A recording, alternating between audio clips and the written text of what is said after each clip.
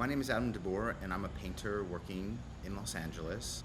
I currently use a mix of techniques, but primarily Indonesian batik and oil painting.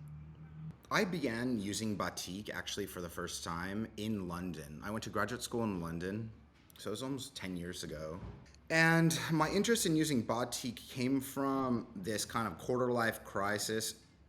I didn't realize it was a crisis at the time, but in hindsight, maybe that's what it was. It was more about identity. My mom it comes from agricultural workers in the Midwest, and then my dad is from Southeast Asia, from Indonesia.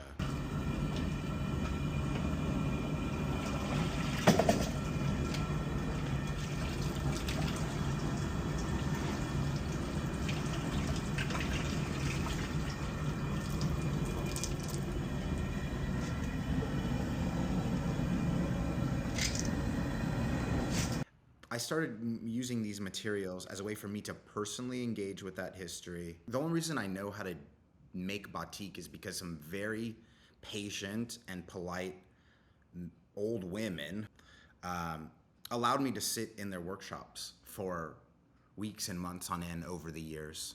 Projects had me kind of like collecting batiks and then collaging with them, maybe painting on them, but it just did not seem close enough. Like I wasn't. It just felt like another example of the colonial expression, which is inside my ancestry too. Like, okay, this is something I like. I'm gonna take it and then do what I want with it. I didn't want to have that kind of irony in my work. I wanted to have like a legitimate understanding of the practice, legitimately try to acknowledge my ancestry, learn from it, and then see when I brought it to Los Angeles in 2018, see what it could do here. Los Angeles is a very culturally diverse city, like most modern cities, I would say. But what is interesting about it for me is it's modern with a capital M. That particular history, like post, like from the 20th century, which is when my parents came. So when I think about this city, um, and how it affects my work, I see it as a place where it's like a kind of modern invention with the history of Hollywood and with the music industry, just general entertainment. It's a city where anything goes and where it's totally comfortable. Echo Park Lake it's just a place of, I think, a lot of beauty, a lot of just physical beauty.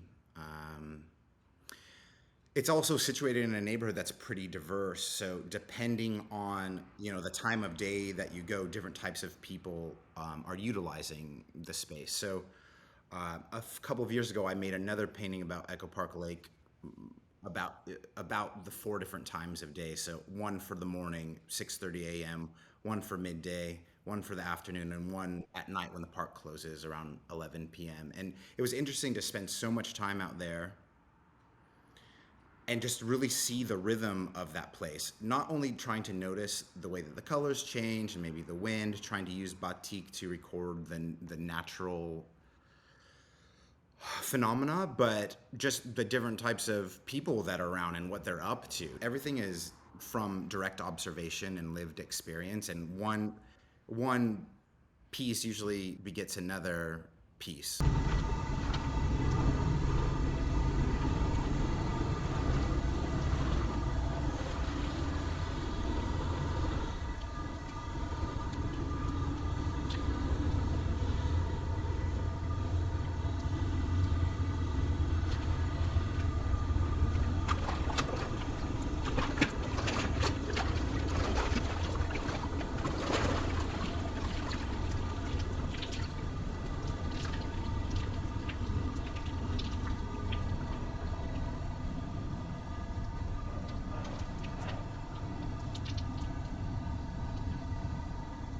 What's interesting here in Los Angeles is I spend so much time talking about the material of batik because people are kind of ignorant of it, even though most people own some. And then in Indonesia or Singapore, I spend so much time defending my use of it.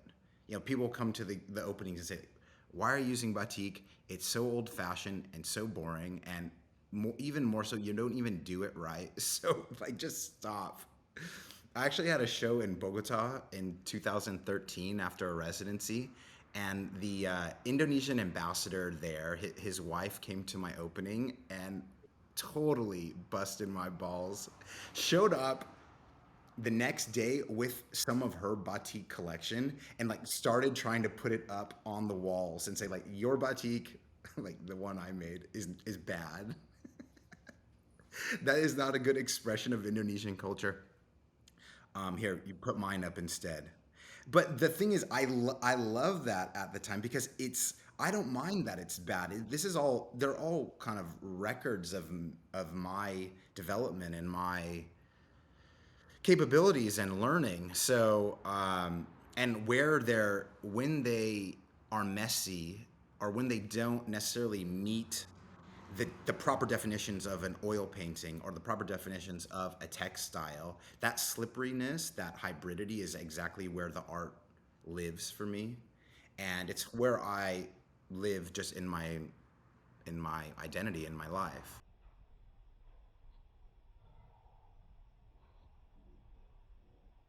Winsor Newton is the first paint I ever owned. I still use it often for watercolors, particularly, but there are oil paints too. So there should be more funding in the arts in general, but one that take a more global approach, like on the ground support to artists, like helping us pay for our studios and our materials, or Winsor Newton in this example giving us materials to make a piece, and now that thing exists and will for a long time, and it wouldn't have otherwise.